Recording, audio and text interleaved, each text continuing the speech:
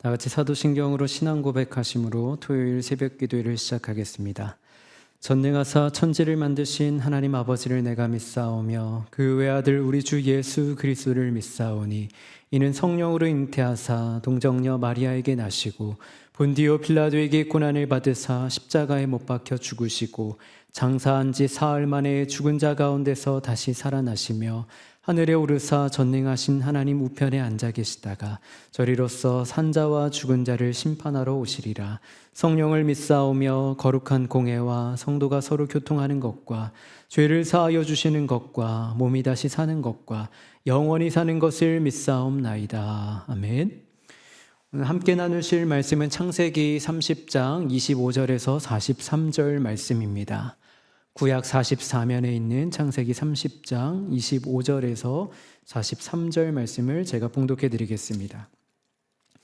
라헬이 요셉을 낳았을 때에 야곱이 라반에게 이르되 나를 보내어 내 고향 나의 땅으로 가게 하시되 내가 외삼촌에게서 일하고 얻은 처자를 내게 주시어 나로 가게 하소서. 내가 외삼촌에게 한 일은 외삼촌이 아시나이다. 라반이 그에게 이르되 여호와께서 너로 말미암아 내게 복 주신 줄을 내가 깨달았노니 내가 나를 사랑스럽게 여기거든 그대로 있으라. 또 이르되 내 품삯을 정하라. 내가 그것을 주리라. 야곱이 그에게 이르되 내가 어떻게 외삼촌을 섬겼는지 어떻게 외삼촌의 가죽을 쳤는지 외삼촌이 아시나이다. 내가 오기 전에는 외삼촌의 소유가 적더니 번성하여 때를 이루었으니 내 발이 이르는 곳마다 여호와께서 외삼촌에게 복을 주셨나이다. 그러나 나는 언제나 내 집을 세우리이까.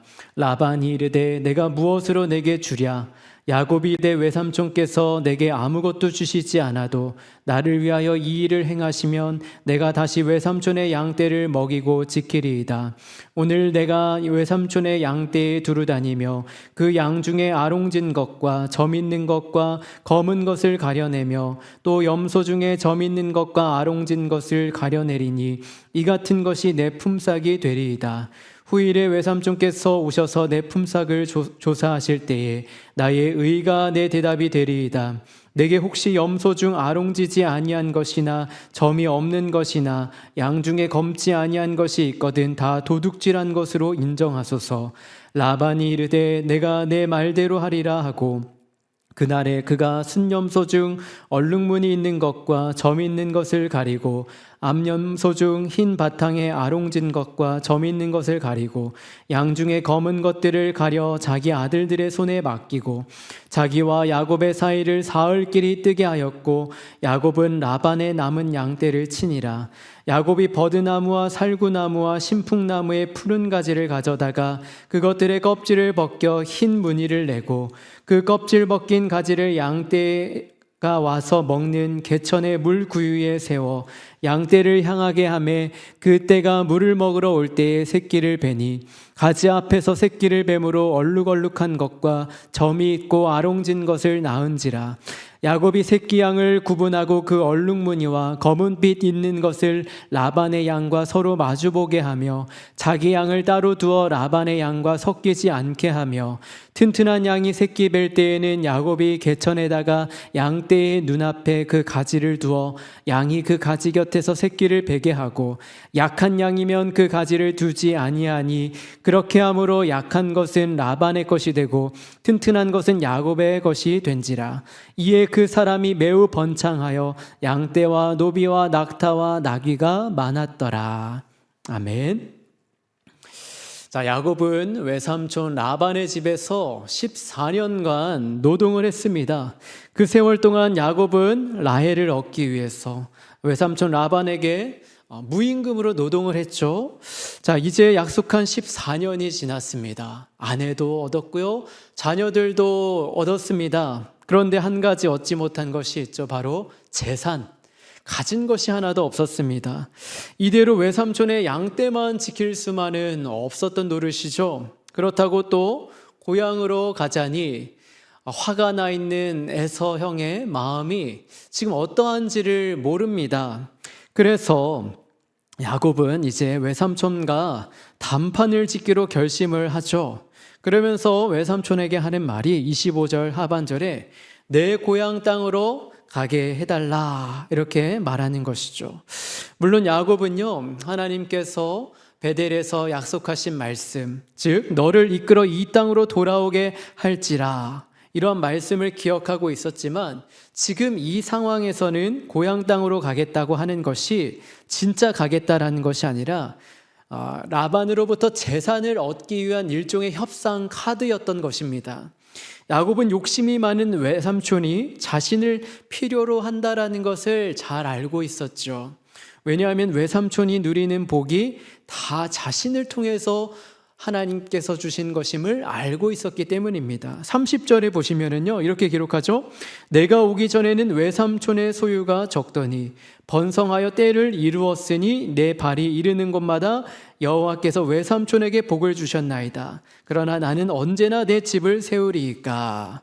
야곱은요, 자신이 발이 이르는 곳마다 하나님께서 라반에게 복을 주셨음을 분명히 알고 있었죠. 그렇기 때문에 라반이 자신을 붙들 수밖에 없다라는 그 사실, 그 라반의 그 심리를 꿰뚫고는 고향으로 돌아가겠다라는 이런 비장의 카드를 내밀었던 것입니다.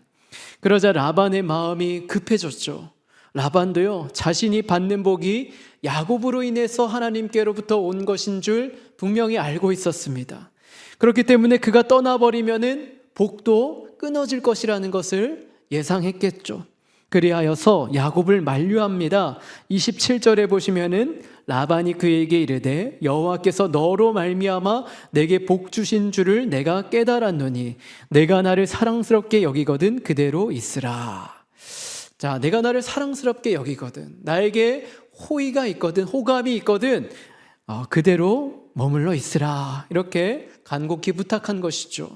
그러면서 백지수표를 제안합니다. 28절에 또 이르되 내 품삯을 정하라, 내가 그것을 주리라. 어떻게든 야곱을 붙들고자 하는 것이죠. 라반이 야곱에게 어떤 품삯을 정해주는 것이 아니라 너가 정하라, 그럼 그대로 다 주겠다라는 것입니다. 물론 욕심 많은 라반이 달라는 대로 다 줄 사람은 아니겠죠.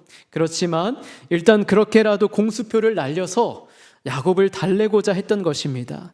그러자 야곱이 라반에게 요청하는데요, 32절에 보시면은 오늘 내가 외삼촌의 양떼에 두루 다니며 그 양 중에 아롱진 것과 점 있는 것과 검은 것을 가려내며 또 염소 중에 점 있는 것과 아롱진 것을 가려내리니 이 같은 것이 내 품삯이 되리이다.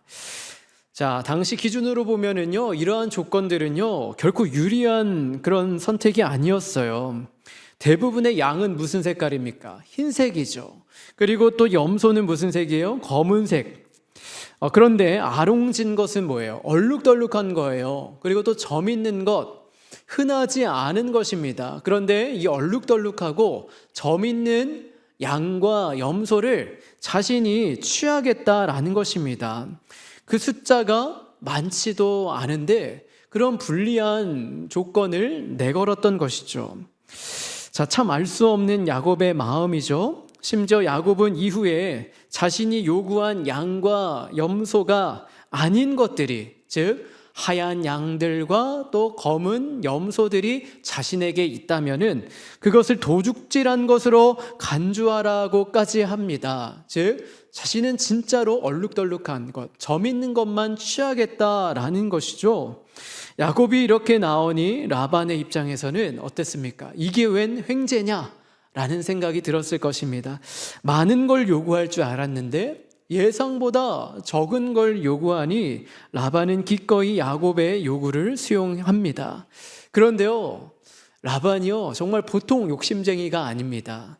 그 얼마 안 되는 얼룩덜룩한 것과 점 있는 것들을 미리 골라냅니다. 그리고 자기 아들들의 손에 맡기게 되는 것이죠. 35절, 36절에 보시면은 그날에 그가 순염소 중 얼룩무늬 있는 것과 점 있는 것을 가리고 암염소 중 흰 바탕에 아롱진 것과 점 있는 것을 가리고 양 중에 검은 것들을 가려 자기 아들들의 손에 맡기고 자기와 야곱의 사이를 사흘길이 뜨게 하였고 야곱은 라반의 남은 양떼를 치니라. 자, 라반은요 혹여나 이렇게 두 무리가 섞이는 것을 방지하고자 사흘길이나 뜨게 했다라는 것이죠. 자, 그러면은 지금 야곱이 맡은 양과 염소들 어떻습니까? 다 흰색 양 아니면 검은색 염소입니다.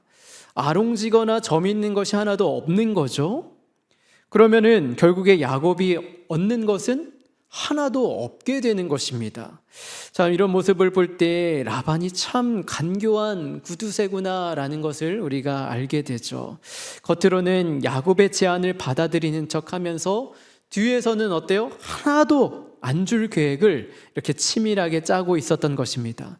그런데 야곱이 어떤 인물입니까? 14년 동안 라반의 밑에서 일하면서 이 정도 꿍꿍이도 몰랐겠습니까? 다 예상을 했겠죠. 그런데 그래서 야곱은 이 라반 앞에서 아무 말 하지 않고 대신에 그가 준비한 방법을 사용하는데요. 37절부터 39절에 나와 있습니다. 야곱이 버드나무와 살구나무와 신풍나무의 푸른 가지를 가져다가 그것들의 껍질을 벗겨 흰 무늬를 내고 그 껍질 벗긴 가지를 양떼가 와서 먹는 개천의 물구유에 세워 양떼를 향하게 하매 그 떼가 물을 먹으러 올 때에 새끼를 베니 가지 앞에서 새끼를 뱀으로 얼룩얼룩한 것과 점이 있고 아롱진 것을 낳은지라. 자, 참 신기한 방법이죠. 껍질을 벗긴 나뭇가지를 이제 양들이 물 마시는 그 물 구유에 앞에 세워두면은요, 그것을 본 양들이요, 얼룩진 새끼를 낳게 되는 그런 원리입니다. 과학적으로는 전혀 근거가 없는 방법이죠. 그 나뭇가지를 본다고 해서 그런 유전적인 변이가 일어나는 것은 결코 아닙니다. 라반의 이 꿍꿍이에 대한 대응이라고 하기에는 참 너무 얼토당토 않은 그런 방법인데요. 사실 이것은 고대 근동에 널리 퍼져 있던 그런 민간요법이라고 합니다. 야곱도 이제 그 시대 사람으로서 그런 자신이 알고 있는 그러한 방법을 사용했던 것이죠. 그러니까 우리나라에서 아들을 낳으려면은 뭐 흑염소를 먹어야 된다, 혹은 장어를 먹어야 된다, 이런 근거 없는, 신빙성 없는 민간요법과도 같은 것입니다. 그러나 놀랍게도 결과는 실제로 그렇게 되었다라는 것이죠. 그 가지를 본 양들이 얼룩덜룩한 새끼를 낳은 것입니다. 또 어떻게 이런 일이 가능할까요? 정말로 이 나뭇가지에 효험이 있어서 그렇게 가능했던 것일까요? 아니죠. 야곱의 방법이 영리했기 때문도 아닙니다. 바로 하나님께서 그 결과를 주관하셨기 때문입니다. 자, 이는 31장 9절의 야곱의 고백에서도 분명히 드러나는데요. 이렇게 고백하죠. 하나님이 이같이 그대들의 아버지의 가축을 빼앗아 내게 주셨느니라. 내가 한 것이 아니다. 사실 그 나뭇가지에 효험이 있었던 것이 아니라 하나님께서 하신 것이다 라고 이렇게 야곱이 고백한 것입니다. 비록 야곱은 이렇게 인간적인 방법을 사용했지만 그것을 통해서 하나님께서 역사하셨다라는 것이죠. 자, 우리가 신약에서도요, 예수님께서 맹인을 고치실 때 땅에다 침을 뱉으시고 그 진흙을 이겨서 그 눈에 발라 고치신 일이 있으시죠. 흙이 눈을 고치는 그런 의학적인 원리가 있어서가 아닙니다. 근데 놀랍게도 그 맹인이 눈을 뜨는데, 자, 왜 그랬을까요? 바로 하나님의 능력, 예수님의 그 능력 때문인 것이죠. 하나님은요, 이처럼 우리가 이해할 수 없는 방식으로 역사하세요. 야곱의 나뭇가지도, 또 맹인의 눈을 고친 그 진흙, 맹인의 눈에 발려진 그 진흙도 결국 하나님의 주권이 드러나는, 하나님의 능력이 드러나는 그런 통로가 되었을 뿐인 것입니다. 심지어 야곱은 튼튼한 양이 새끼를 뵐 때에는 가지를 눈앞에 두죠. 그래서 새끼를 낳게 하고, 또 약한 양이면은 가지를 그 눈앞에 두지 않습니다. 그렇게 해서 튼튼한 양이 낳은 얼룩진 새끼는 야곱의 소유가 되고, 또 가지를 보지 않은 약한 양이 낳은 새끼는 어떻습니까? 라반의 소유가 되는 것이죠. 자, 이렇게 튼튼한 양, 또 약한 양을 구별하는 것도, 이것도 다 하나님께서 하신 것입니다. 자, 그 결과가 어떻습니까? 43절에 이에 그 사람이 매우 번창하여 양떼와 노비와 낙타와 나귀가 많았더라. 자, 간교한 라반이 빼앗으려고 했던 재산이 어떻게 됩니까? 결국에는 다 야곱에게로 옮겨가고 더욱더 풍성하게 번창하게 됩니다. 라반이요 앞문으로 막아놓은 것을요 하나님께서 뒷문으로 활짝 열어두신 것이죠. 자, 여기서 우리는 하나님이 어떤 하나님이신지를 발견하게 됩니다. 바로 자기 백성의 삶을 끝까지 책임지시는 하나님. 자, 야곱의 조건은요 어땠습니까? 처음부터 불리했습니다. 라반은요 그럼에도 불구하고 또 계속해서 속임수를 썼죠. 그런데 야곱은 어떻습니까? 여전히 인간적인 방법을 동원했어요. 둘 다 온전치 못했던 것이죠. 그런데 하나님은 그 모든 상황 속에서도 하나님께서는 축복의 언약을 이루어 가셨다라는 것입니다. 하나님께서 야곱에게 주신 그 축복의 언약, 하나님은 신실하게 이루어 가셨던 것이죠. 그런데 하나님의 이러한 책임지심은요 야곱 한 사람으로 끝난 것이 아닙니다. 하나님은 야곱을 통해서 이스라엘 민족을 세우셨죠.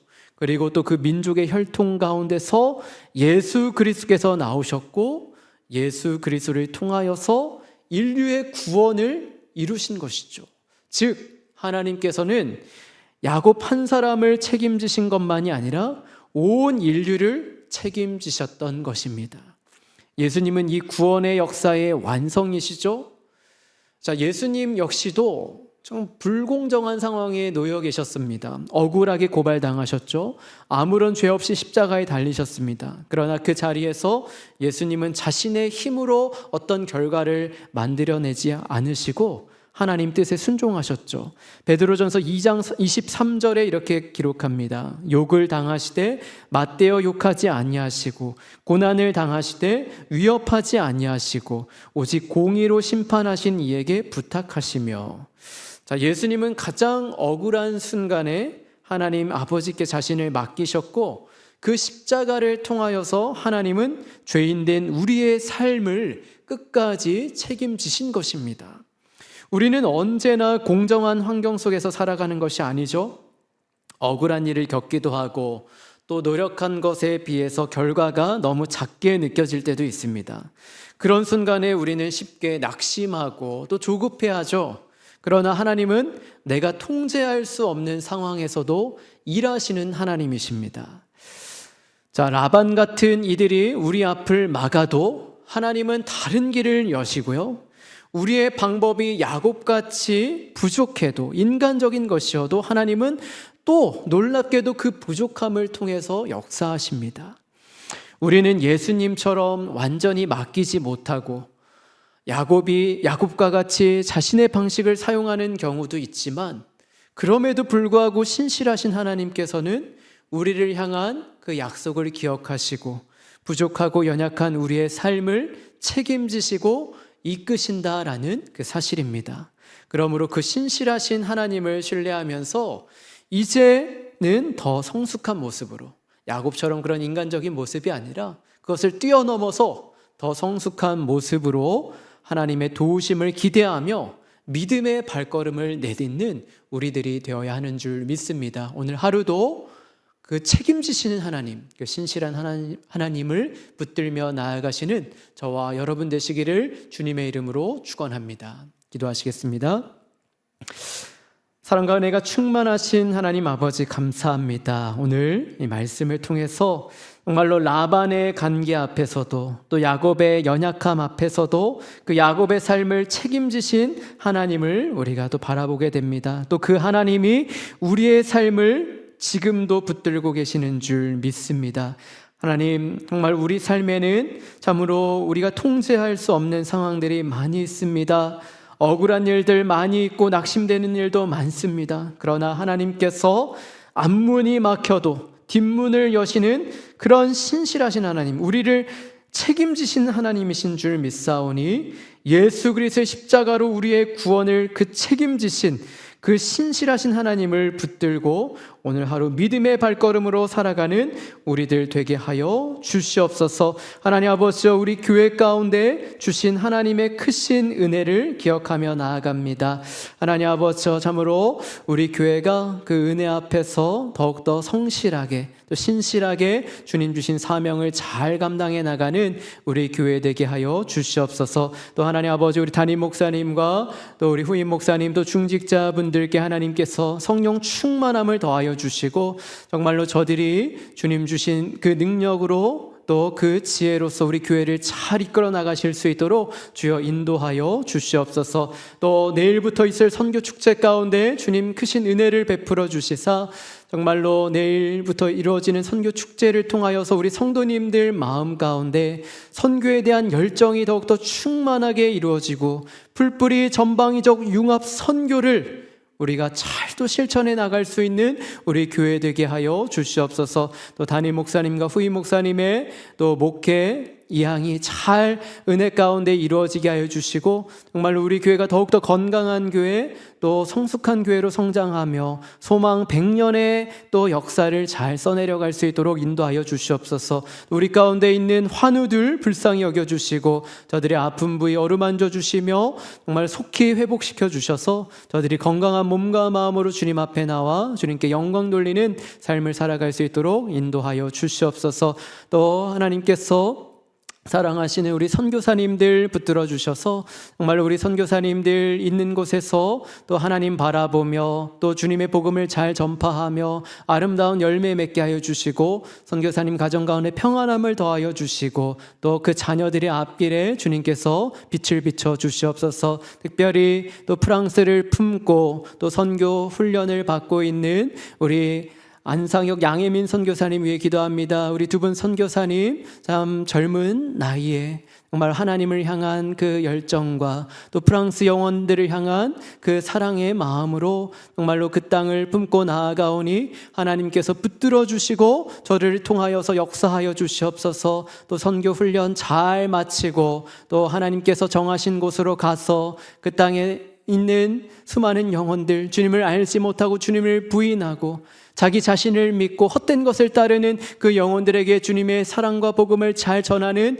두 분 선교사님 되게 하여 주시고 저들을 통하여서 프랑스 땅이 변화되고 또 프랑스 교회가 더욱더 영적으로 회복되어서 정말로 그 불어권을 향한 또 프랑스 교회의 정말 열정, 선교적 열정이 불타오를 수 있도록 주님 역사하여 주시옵소서. 우리 두 분 선교사님 영육간에 강건케 하여 주시고 또 그 가정 가운데 또 아름다운 또 생명을 또 허락하여 주시고 정말로 복된 가정을 통하여서 많은 영혼들이 주님께로 돌아오는 역사가 있게 하여 주시옵소서. 주님께서 우리의 간절한 간구에 응답하여 주실 줄 믿사오며 살아계신 예수님의 이름으로 기도합니다. 아멘. 하늘에 계신 우리 아버지여, 이름이 거룩히 여김을 받으시오며 나라의 임하옵시며 뜻이 하늘에서 이룬 것 같이 땅에서도 이루어지이다. 오늘날 우리에게 일용할 양식을 주옵시고 우리가 우리에게 죄 지은 자를 사하여 준 것 같이 우리의 죄를 사하여 주옵시고 우리를 시험에 들게 하지 마옵시고 다만 악에서 구하옵소서. 대개 나라와 권세와 영광이 아버지께 영원히 있사옵나이다. 아멘.